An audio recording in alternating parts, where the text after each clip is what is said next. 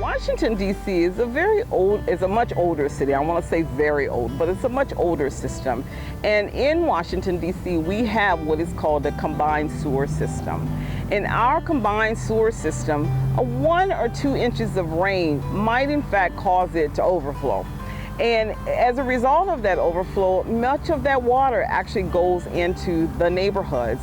I'm going to say I'm a perfect example of that. Where my house is located, my basement pretty much is underground.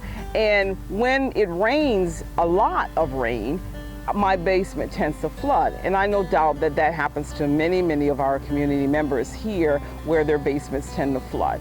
And so as a result of that, in particular this area, we thought of that as well. And so beyond here, right at the intersection of East Capitol and Southern Avenue, we decided that we would put a retention pond there. And that retention pond, it did 2 things. One, it holds that water in abeyance until such time that the rain has subsided and therefore the sewer system has an opportunity to work.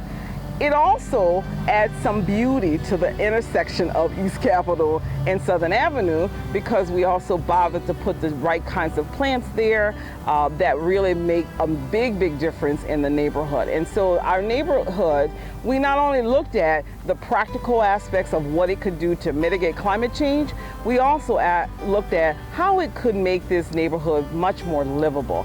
One of our taglines, or our tagline and causes, is healthy cities, healthy people. So we not only look at how the land use is, we also look at how does this impact the well-being of the citizens here in the District of Columbia, and in particular in this particular neighborhood.